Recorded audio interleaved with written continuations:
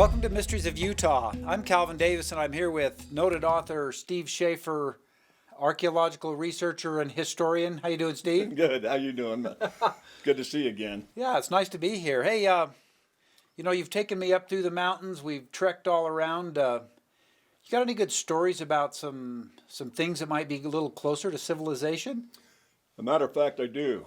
There is a good place that I went to some years ago that would really be probably one of the strangest sites relative to petroglyphs or hieroglyphs, which is an area which is west of Utah Lake. Well, that's in close central Utah.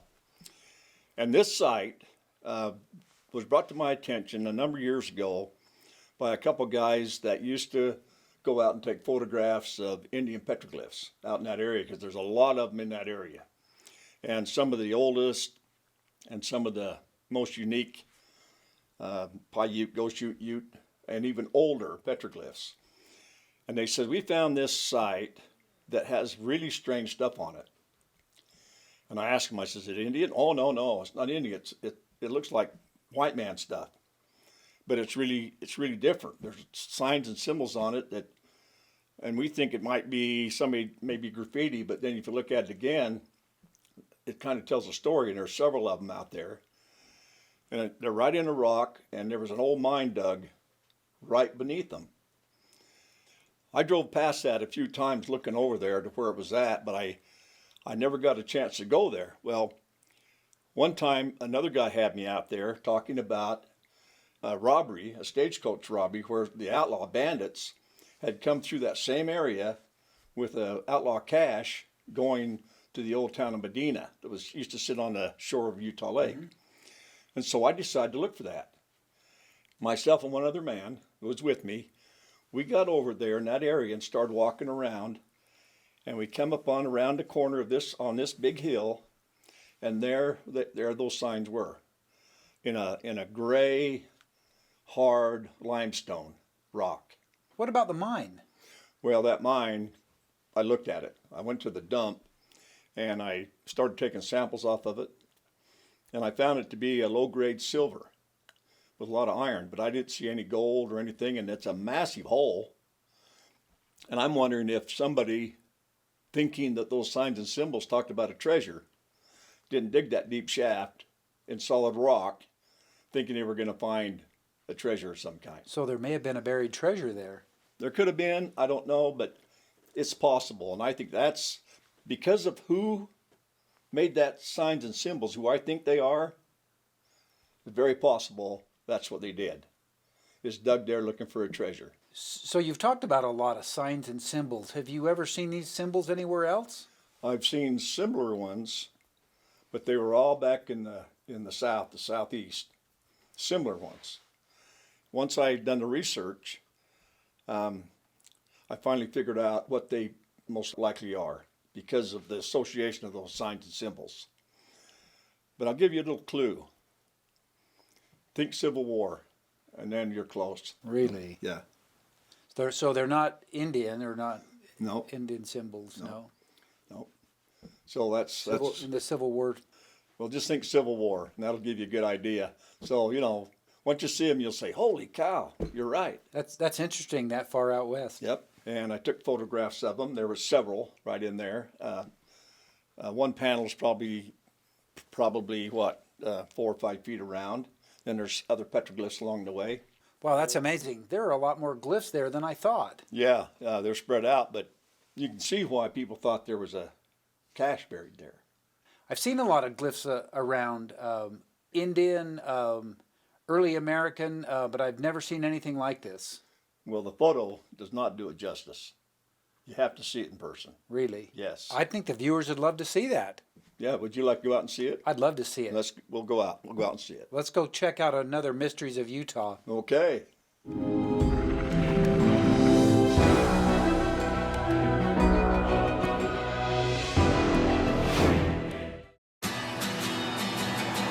This is awesome. Utah's amazing. Look at that color. What's next, guys? What's next? What's next? So what's next? So what's next, guys? Utah, where what's next is completely up to you. Plan your adventure at utah.travel.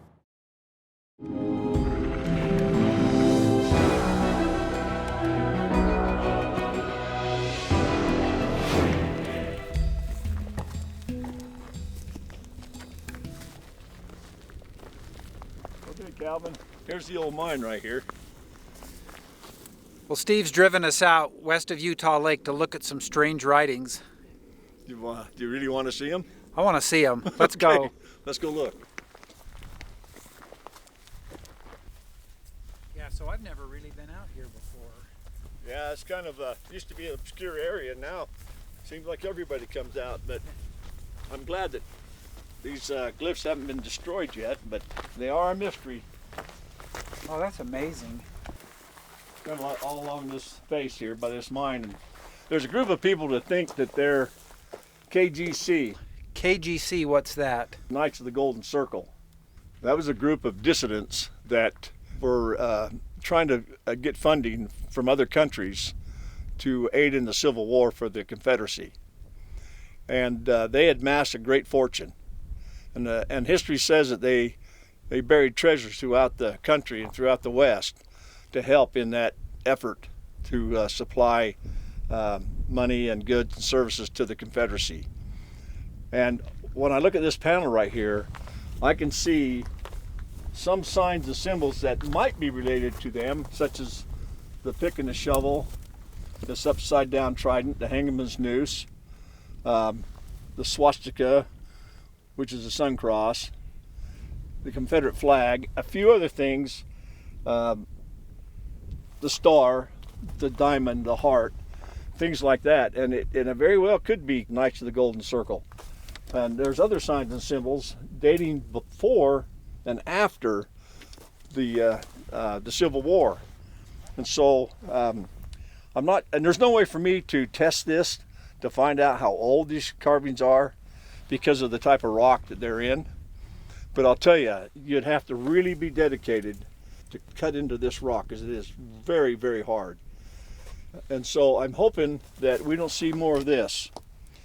I don't care if it's a bogus panel or not. That's a bullet hole. We don't want to see that, because it takes away from the history of the panel, even though it might be made in 1929 instead of 1856, whatever. And another interesting thing on this panel is right over here. That little sign right here, whether it's legitimate or not, is a sign of the Jesuits, Spanish Jesuits. Now you think, all right, was this an old Spanish mine out here? Were the Spanish here before? Is that legitimate, a Jesuit sign or not? We don't know. There's no way for us to really know. So more research is required for us to get down to the bottom of it. The main thing is trying to find out if what they talk about here on treasure, if there's really a treasure buried in this vicinity somewhere. So that may have been why they're mining here in this area. It could have been. It could have very well been, because nobody has said anything about the mine that's really concrete where the evidence suggests they were after a mineral. It might be plausible that they were after a treasure here at this site.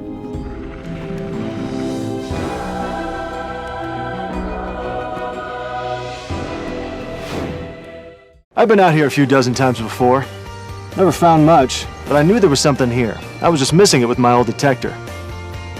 Came out with my new Minelab E-Track, and it was like I was seeing through the ground. Want to see what I was missing?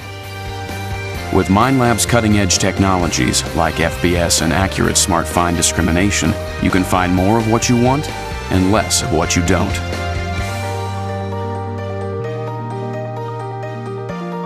I use mine to find treasure.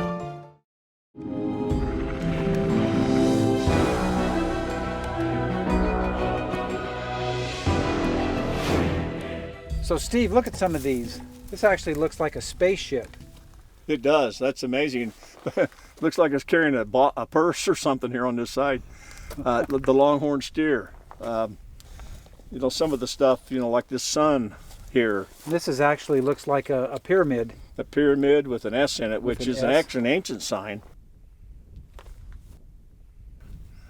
And here's a cavalry swords, or maybe not. Maybe these here are skull and crossbones rather than a sun.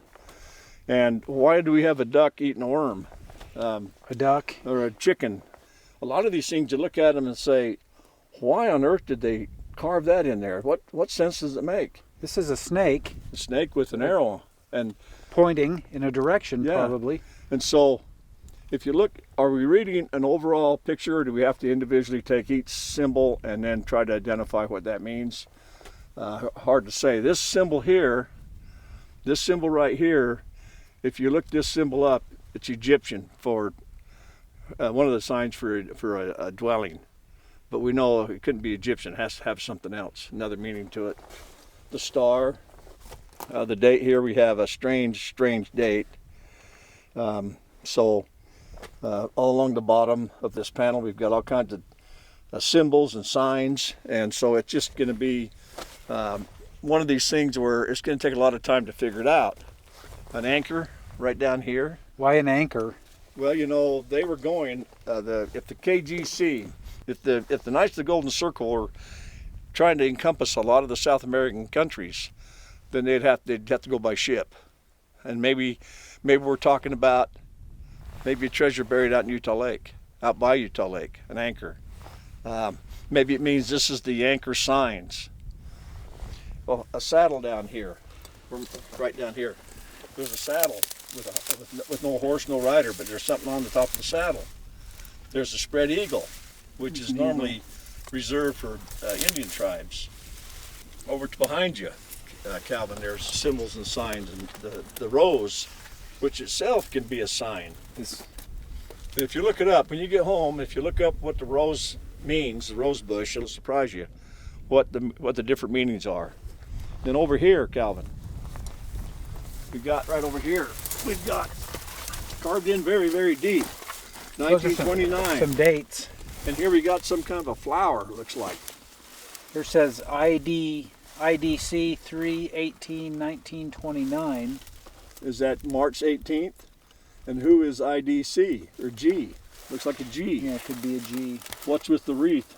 In 1920, it looks like a reverse 3, like an E. Is that a code? Did they reverse that to make that a code for some kind with this? You need to be open-minded when you look at these, don't you? Very. And then up here you got some stuff that's like HD and ID and PHS and who knows. And down here you've got a guy sitting on a stump. Looks like he's fishing, but he's got a great big noose. What does that mean? Why is he holding a noose? And down here, a horse with big square feet. Now, if it was Indian, the square feet on the horse, it means stay still. If they were round, it meant they were moving. Here we are, a tulip, another sign that's very important in ancient history. And then over here we have some deer, elk, with the initials. Looks like EUKAS. Looks like March 18th, 1829. 1829. Now that puts that way before the Civil War, if these are legitimate. What would that mean? And they're not Spanish. Right. They're not Spanish. And then around the mine on the other side, there's some other stuff that you can't see unless you use a telephoto lens to see it. So is this place a legitimate treasure site or not?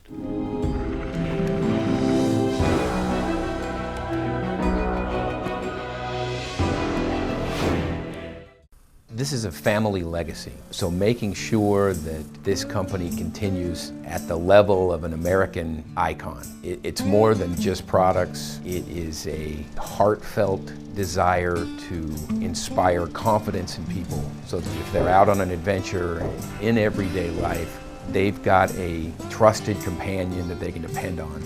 When there's a family name behind it, you just got to pay attention.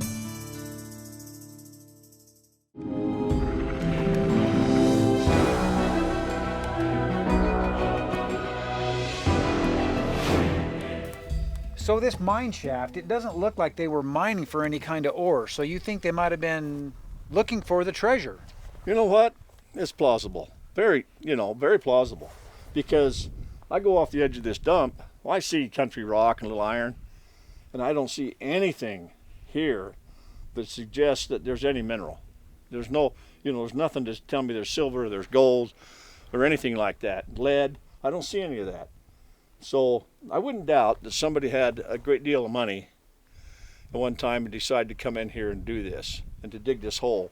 They've gone to a lot of trouble to dig a hole there. They have. That's quite a hole. They have. It's amazing. Yeah, it is. It is. It's truly amazing.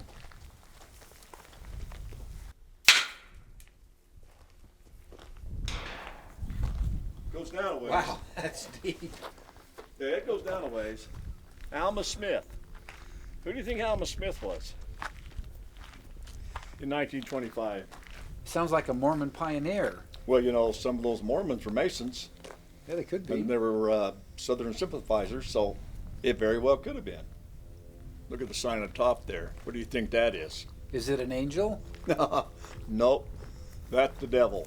That means there's a death trap somewhere right here. And so it's given a warning, and the only ones that would know were members of the KCG. Let's look at the tailings. Yeah. You look at these tailings and you can see that it's not a little hole. there's a lot of rock out here, but I see nothing that would warrant me to dig a hole that big. There's absolutely no mineral that I can see. So is this place a legitimate treasure site or not? Something special to someone. Someone, yeah, and they went to a lot of work and a lot of time to lay this all out, and they had to spend some time here because working in this type of rock is not simple. No, you just can't scratch in this rock. You can see how hard it was for that bullet over there to hit what it did. It didn't make a big hole, but it's enough to do damage. Right, make a mark. It'd be interesting to know if they ever found anything.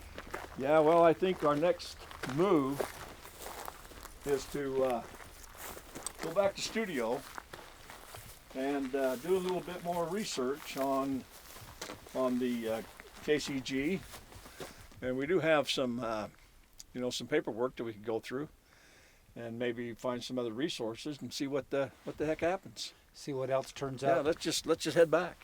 Okay. I have a document that I think you'll really enjoy.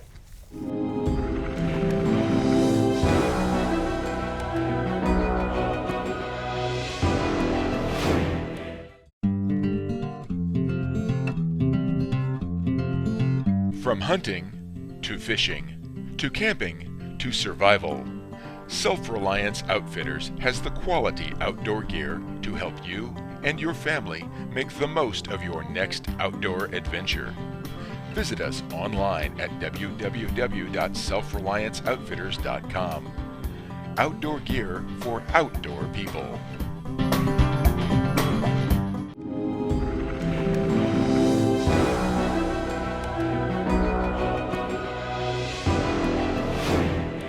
Welcome back to Mysteries of Utah. Well, we're back in the studio, and Steve talked about a document when we left the site. Have you got that document? I do, and it'll tell you exactly what those symbols are. So this will explain what they are. Yes, You want me to read this? if you would. The following reference of introduction is given at the KGC introduction. Knights of the Golden Circle. The Knights of the Golden Circle was a secret order comprised of Southern sympathizers during the Civil War. Their members were known as Copperheads. During that time of the war between the states, the word Copperhead was considered a sinister word. It was a word used to cover all groups of peace societies and even militant groups that were working to overthrow the government. So that was the U.S. government. Yeah, right. At one time, they had been called traitors to the Union. Innocent bystanders thought they were simply people fighting for freedom of action and the pursuit of their own convictions. The Knights of the Golden Circle members were a feared people. They were organized in 1854 with their headquarters in Cincinnati. They had secret symbols, passwords, and other conspiratorial paraphernalia. They created real violence for many years. The management of the Knights spread like wildfire all through the South. Their many rituals turned quickly to violence and conquest as they attempted to establish a slave empire encompassing Florida in the southern United States, the West Indies, Mexico, and part of Central America. This was an area comprised of nearly 2,400 square miles, hence the name Golden Circle. The Knights had hoped to control the commerce of the area and have a virtual monopoly on the world's supply of tobacco, sugar, in the hopes of the South's rising to power again in the future. To accomplish this mission meant finding the ability to accumulate millions of dollars, including gold coins, goods and weaponry, and have it set aside for later use. The Knights buried their accumulated possessions in elaborate man-made mine shafts in many of the southern states, and also included several hidden caches in the western United States. South Dakota is one of those states. It's estimated that $4 million in gold, weapons, and the like was hidden in the western part of South Dakota. Several of these caches have been located, but many still remain as an unfound secret. There have been lives lost in the attempt of recovering these caches. The majority of these caches employ unique death traps to keep them out of the hands of treasure hunters. There are several words and statements that have been used in reference to the Knights of the Golden Circle. They were known to be the wealthiest and deadliest, most secretive underground organization in the history of the world. They were closely associated with the Ku Klux Klan. So you wonder why I haven't read them in my history books, or for that matter, even heard about them. It's a hard question to answer. The stories may have been purposely omitted, but why? It's known that the vast amount of money and valuables these die-hard Southern rebels were accumulating was for the purpose of restarting the Civil War, but it never happened. Instead, most of all the wealth that had accumulated still lies buried in many different spots throughout the United States. Some of these caches have been located, but many more are still secreted away. Jesse James, a devoted train robber, was a full-fledged member of the Knights of the Golden Circle. They used many signs, clues, carvings, and even Latin phrases, code words, and even buried gun barrels pointing in certain directions. Animals carved in stone, especially turtles, and tree trunks forced to point to a certain direction. Well, that sounds like some of the symbols we saw. Exactly. And there are other sites in Utah that I believe might be treasure sites of the KGC. But this document actually is in my journals. The research goes on, and people don't realize just how vast this was. And a lot of people that think the symbols they see are Spanish, they're not. They're not. They're not. So they're from the Knights of the Golden Circle. Right, I believe so. Yes. So while we were out there, we saw a rose bush, and you said if I researched it, I would find something interesting. Right. Did you? I didn't. So tell me about it. Well, the rose itself is always a good thing. But to get to the rose, there are going to be thorns, right? Okay. So you got to overcome things to get to the treasure, to the good. That's interesting. Yeah. So that's something, and there's more to it. But you'd have to research that a little further for your own good, We for your will. own self, yeah. And you said there was a symbol on there that was a symbol of Egyptian dwelling? It looks like it, but I'm not so sure that's what it's meaning here. Like I said before, a lot of these are coded. And so we have to think about the Egyptian influence, but for what reason? But when you first look at it, that's what it looks like. But I don't think it is. But it's got to have a meaning because there's symbols below it and off to the side of it. And it's probably an association glyph. So you'd have to read them all into one. It's part of their code. Yeah. So you talked about caches of guns and gold. What could we expect to find out there?